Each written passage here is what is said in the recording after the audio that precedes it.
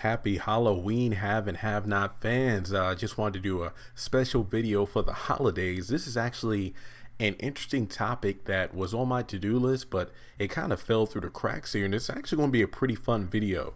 And the theme of this video is, I believe, if I'm not mistaken, on this channel in regards to Tyler Perry, it's going to be my first top 10 list, and I'm really excited for this because just like the what if scenarios kind of blew up. I mean, again, I never expected those to get the amount of views that they've been getting, not to mention since the show's on hiatus.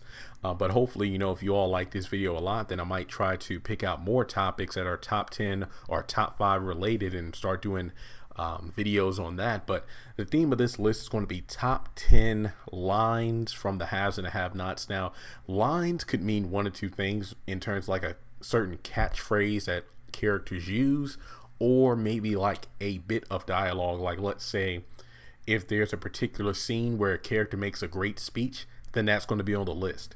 Now, keep in mind, this is only 10. The haves and the have-nots has had like what, 4 or 5 seasons already, so there were a lot of scenes and lines that I wanted to include, but since this is the first list, I decided to pick out 10 that I feel like really helped evolve the haves and the have-nots as a whole. And I'm kind of glancing over the list here. I actually wrote it down for once. It looks like most of these lines and scenes came from the first 1 or 2 seasons themselves, so don't be surprised if you hear me talk about a scene that you might have forgotten about, because keep in mind, some of these scenes were way back in like season 1, season 2, with only 1 or 2 from the recent seasons that came out. But you know, just since it's Halloween, I just want to say, first of all, again, happy Halloween, everybody. If you have any cool costume ideas, let me know in the comment section below, like what you and your family plan on dressing as. You know, if you're have a significant other that you're going out with, you know, like a couple's costume. If you have a little kid that's dressed up, that'll be pretty cool. My plans, it's 7:10 p.m. when I'm recording this video, so hopefully I'll have it up tonight before, you know, Halloween is over. But my plans for the day, you know, my usual tradition is again, I'm 26, single, no kids, so watch The Great Pumpkin, probably watch, you know, Nightmare Before Christmas, Hocus Pocus, of course Michael Jackson's Thriller video, because come on now, it's Halloween. And you know, I might change things up because since I don't know about you, but Halloween on a Tuesday night has thrown me off dramatically, especially since I'm doing YouTube this whole time. I'm not stuck at work in a call center all day, but I just haven't been in the spirit to get up and do something, you know what I mean? So I've been keeping it easy today, listing out some video ideas. So since it's a Tuesday, The Flash comes out with a new episode at 8 p.m., but I probably won't watch it until 9:30, you know, just give myself time to do this video, edit it, post it.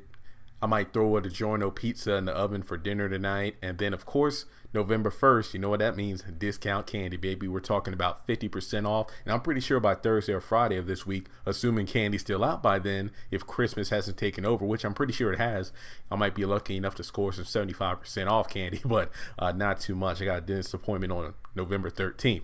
But with that being said, as I mentioned the Flash before, my other channel, just covering comics, which I'll include a link in the description below, go over, because I'll be doing videos on, you know, my thoughts on the episode of The Flash, as well as the other shows in the Arrowverse lineup on the CW. So again, I have posted about half a dozen videos on that channel, but hey, I did the channel because you all wanted me to do videos on those other TV shows, but I decided to branch it off from the haves and the have-nots. So with that being said, strap yourselves in. We're going over the top 10. Again, this is just my opinion. Keep in mind, as I said before, some of these items are, you know, some of these 10 scenes and dialogues may not be on your personal list, but I'll tell you what, these are my personal 10, just from, you know, me kind of skimming through the series, picking out ones that came to my mind first. If this video gets, let's say, 7,000 hits, yeah, if this video gets at least 7,000 views within the next 7 days, so we're looking at next Tuesday, then I might be inclined to do another top 10 bits of dialogue, because again, there were a lot of scenes that I wanted to include but I couldn't. So let's just dive in. And also, this list is in no particular order, just wanted to throw that out there. David's to Jim, I believe this was at the beginning of season 2, after the black sedan incident where Jim was trying to pass the blame of Wyatt's hit and run incident on Jeffrey, when David said, "I'm a good friend, but I'm a better enemy.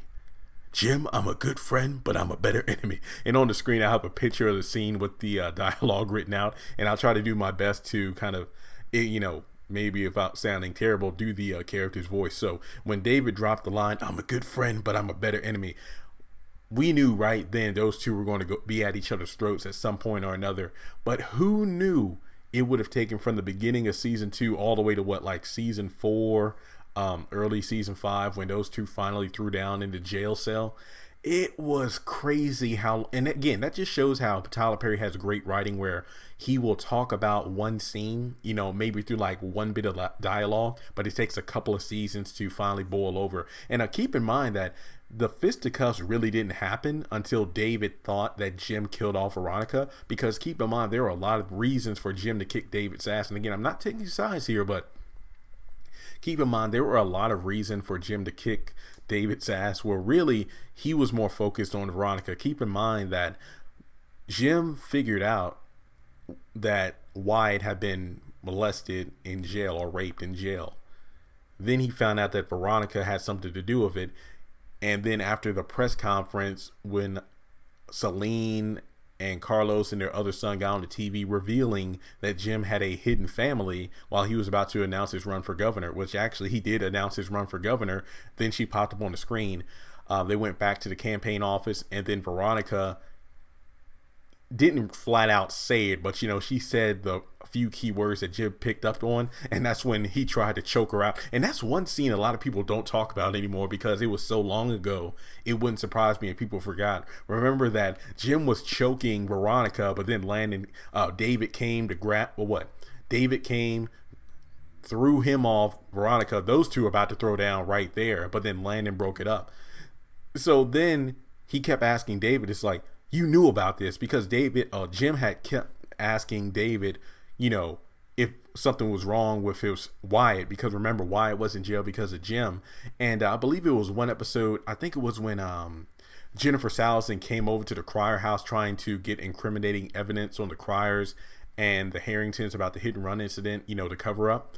But then Jim and David went in the house, and David was like, "Jim, I think you need to go see Wyatt now." And then Jim was like, "David, what do you know about this?" But David, to be fair, David wasn't 100% sure that Veronica had something to do with it, but Jim had a feeling that David was hiding information, which he was. So then it wasn't until the incident where Veronica was thought to be dead, when it was indeed Maggie Day, David came in there, beat Jim, even though it was a low blow when he kicked him under the belt and beat the crap out of him. But then that just shows how men are, because they quickly resolve their differences and are back on the same side. All right, now we get to the next line. And again, this is going to spark some controversy, but I felt like I should put it on the list simply because it really shows character development. And it's about Professor Cannon when he came over to sexually assault Amanda. But it was one thing to rape her, but I feel like before even that, when he verbally abused her, when Amanda was really unsure about what was going on here, and then he was like, "Oh, come on, you're so hot, but you're so dumb. There's no way you could pass law school." And you could just tell by the look on Amanda's face that Professor can't, and she isn't the most confident girl to begin with. Remember that Candace convinced her to pretty much become Candace, dress like the part, sashay herself into the room, ask for a retest, and then, that'll be it. But unbeknownst to her, Candace was an escort. Professor Cannon was aware of that, but then assumed that Amanda was just like Candace because they lived together. He went over, pretty much broke her down mentally through his words, and then grabbed her, threw her in the bed, and raped her. And when it comes to that, I will say that this scene was important. It was powerful. That's why it's on the top 10 list, because it was a major shift in Amanda's character. Because after that rape, that's when we got to the, well, I hate to use the phrase, loony Amanda that we got later in the series. And next up, speaking of Amanda, we lead to her quote-unquote relationship with Quincy. I believe this was in the season finale of season 2 of season 2. So you're the dude that's been banging my chick. When Quincy and Jim went back into Jim's office together, when he was trying to tell him that, hey, stay away from my daughter, and then Quincy ended up beating his ass, and then I believe it was like David and Wyatt that had to pull Quincy off of Jim, and he left the house in a rage. So you're the dude that's been banging my chick, because I believe Warlock was the one to tell Jim that Candy can't ain't mess around with you no more. She on the other side of the track. She got a dude, a judge, who got some deep pockets. So I feel like that scene alone and that line was just so hilarious that I couldn't resist putting it in the video. All right, speaking of Jim, Quincy, and Candace, next up we have the Mama Rose situation.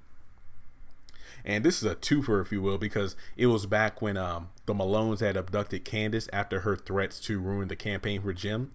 And Mama Rose was pretty much extending an olive branch saying, hey, here's a bus pass. It'll take you anywhere you want, but you're going to leave the city right now so Jim can run for governor and win.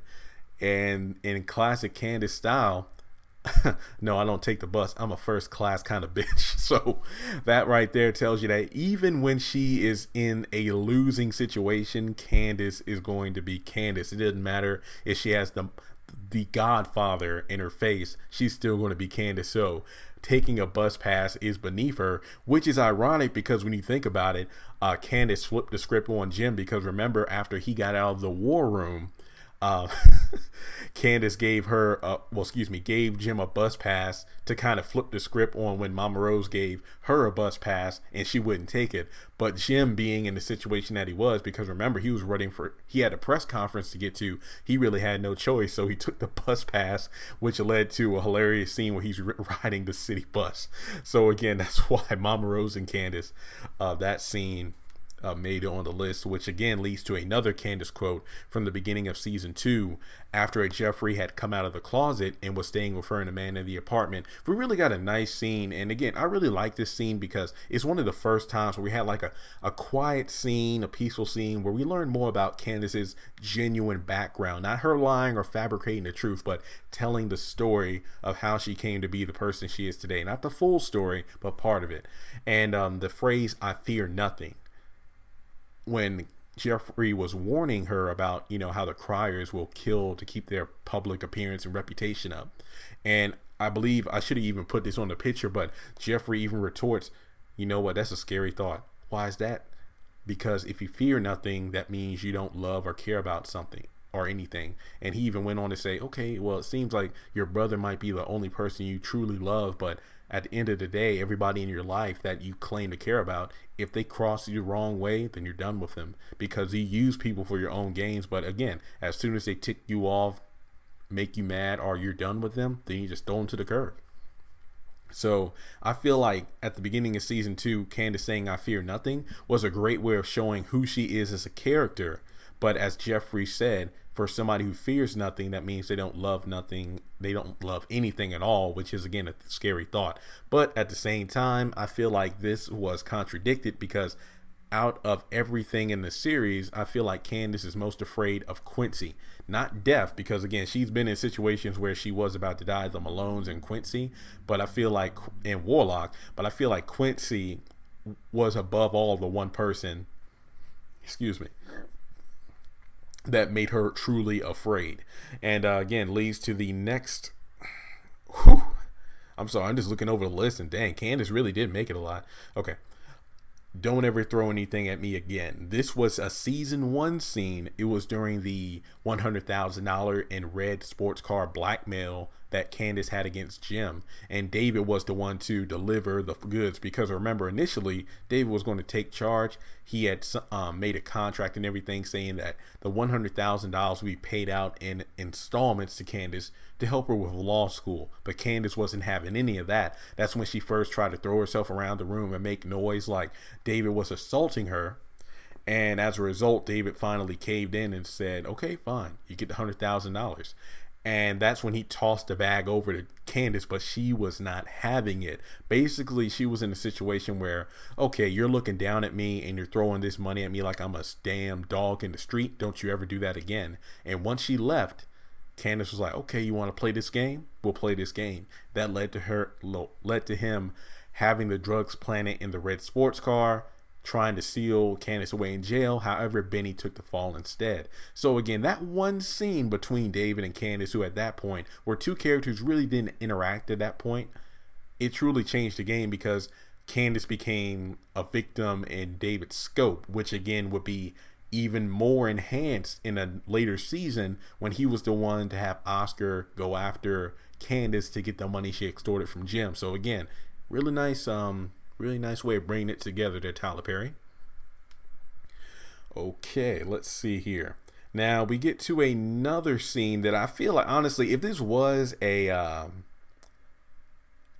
top 10 and where I was ordering the things in a certain order, I would say that this would probably be either number 2 or number 1, but I want to say the "My name is Veronica" speech. This was when Veronica had put the pieces together of the puzzle. Remember that Katherine got Veronica to help Hannah in order to get Benny out of jail due to the circumstances of Benny driving the red sports car, getting arrested by the detective that David hired after the drugs were planted in Candace's car, which he blackmailed from Jim. As a result, Hannah needed help in order to get Benny out of jail. Veronica was on the case, but the more she looked into it, and even Jim and David said the more she looks into this, the more she's going to see something that's crooked. And then, you know how Veronica is, she won't sleep until she gets to the bottom of it. And there was nothing better than her busting into Jim's office when it was Jim, David, and the detective. And she was like, okay, now who's had their hand in the candy jar or the cookie jar? Oh, not you, detective. You're below the pay grade. I lost it there. And then she went into the "My name is Veronica" speech. That was it. That was a wrap. She shut it down. This was before Veronica seemingly lost her mind. She was a woman who did love her husband and her son, but you can just tell those little instances of her wanting to be in control, but also the fact that Jim and David did a lot of stuff behind their wives' back. But to be fair, Veronica did initially have that detective going after David, taking pictures to follow him around, and then she suspected he was cheating with Candace because he was seen delivering the red sports car to her, not knowing that the car was a blackmail for Jim, which she eventually found out. So again, the "My Veronica" speech was, in my opinion, one of the finest Veronica moments. And again, if I do another top 10 video, I guess you can call it a spoiler, I would definitely say that when her and Dave were on stage during the press conference and the person for gay marriage was asking the questions, grilling Veronica, and she came back like a phoenix, that's definitely going to be on that list. So be on the lookout. All right, so looking through the list now, we have 1, 2, 3, 4, 5, 6, 7. Oh, wow. Okay, well, we're down to the last 3 here. This is probably one of the more recent quotes where Charles became Chucky, so to speak, where he literally told Candace, like, hey, as long as I hold the reins, I can trust you, in order to, you know, basically, as long as he's in the chair of power, he can trust Candace in terms of, you know what, I know who you are. I know you're a liar. You're a temptress. You blackmail people. You extort money. You've been an escort. You've done this. You've done that. But you're beautiful. Not to mention, I feel like Charles has a Jim Cryer complex in terms of he's had plenty of women, but none of them have affected him to the extent that Candace had. The only difference is Charles shut Candace down. Like, literally, he shut her down completely. Jim pretty much locked her up, but then kind of left the key on the floor by her feet so she can get out. You know what I mean? So Charles had every opportunity to end Candace. Not to say that Jim didn't after the Malones, because remember, he told Mama Rose to scare her, not to kill her. So I feel like that's going to be his downfall, because Charles is letting his guard down, which will result in Candace probably usurping him for power. So I will say that remember last season I did video reviews on the episodes, that the season was kind of toning itself down and I was losing interest. But when Chucky came out to play, that's when I was like, oh damn, things are getting real now. So maybe the Charles plot will continue next season. I'm pretty sure it will. I don't think they're writing out Charles this quickly. So I want to see if Candace will eventually overthrow him, grab the reins, and then be the one in the power chair. All right, now we get to the last 2. All right, this is going to be short and sweet. I'll handle it. I remember, like, if they're back during the early, maybe first 2 or 3 seasons of the Haves and the Have-Nots, you could not play the drinking game with this phrase. Like, I know some people on Twitter would say, okay, new game, everybody take a shot whenever the phrase "I'll handle it" comes on the scene, because Jim and David were known for just abusing this phrase in regards to "I'll handle it." Don't worry, honey, I'll handle it. Jim, I'll handle this. In regards to the black sedan, Candace, the Malones, Katherine, Veronica, that was their phrase for everything. Because the thing about this show that I really love is the fact that when one character is putting out a fire, you know, like let's say there's a bush burning out in the front yard, they're trying to put out that fire because they'll handle it. Next thing you know, they got a full forest fire in the background, because every time they try to fix something and it looks like it's going well, next thing you know, there's a bigger fire in the background they have to extinguish with like a water hose. So "I'll handle it" has definitely been a classic statement within the haves and the have-nots. I definitely don't think that it will be forgotten by any have and have-not fan, because it's so real. I remember at one point I was even using that in everyday life. You know, my mom asked me a question, or when I was in a call center and I had a student on the phone, it's like, "Oh no, I'm on financial aid suspension. What I'm going to do? I'll handle it. Let me put you on hold and I'll be right back." So okay, now we get to number one, and this is kind of a split entry here. Let me just put it this way: Katherine's number 9 speech to Candace, because remember at the time she was battling breast cancer, and if I'm not mistaken, she had just gotten out of the hospital from the surgery, and she was bedridden, but she still managed to get the strength to get out of bed to shut Candace down after remember, this was after Benny got arrested. Candace was losing it, thinking that Jim was the one to sabotage him, and as a result went over there to reveal the truth that, hey, you know what, I've been sleeping with your husband. But Katherine got up, put her slippers on, grabbed hold of the pole on the bed, and literally ripped Candace apart. That was one of the best scenes of the episode. And the fact that, again, she was either battling breast cancer or she had just come out of surgery. I forgot the exact order of events there, but I know at that point she was not at 100%, but she still managed to lay it into Candace. And then it kind of leads to my next point at the bottom of the picture, where it says Katherine leaves a mess that Jim has to clean up. And it goes to show that if these two put their differences aside and actually work together, there's probably no obstacle they couldn't overcome as a unit. But at the same time, it shows that even though that Katherine is generally the calm, cool, and collected one, because even David said that, unlike, you know, between him and Jim, I'm not driven by my emotions, which Jim does a lot. However, at the same time, Jim has a method of cleaning up his messes by usually having other people do the dirty work. But as Katherine said, I'm not afraid to get my hands dirty. But as a result of that, even though the problem is solved, there's a huge blood splatter left on the floor that Jim has to clean up. So I did feel that it was a bit of a conflict to have two phrases put on the same picture, but at the same time, it goes to show that Katherine and Jim are both badasses, but they are very good if they work together. So with that being said, this video is longer than I thought it would be, but this is my first top 10 of the haves and the have-nots. I mean, if you want me to do more top 10 videos, please let me know in the comment section below. Let me know if there are any specific topics, like top 10 episodes, top 10 characters, top 10 fights, whatever. Again, the possibilities are endless. So let me know in the comment section below what you think I should do in the next video. Do you agree with my top 10 list now? What scenes or dialogue or lines do you felt I left out? And of course, if you're going out tonight to either trick or treat with your family or party, be safe, be careful, and I hope you enjoy the rest of your Halloween.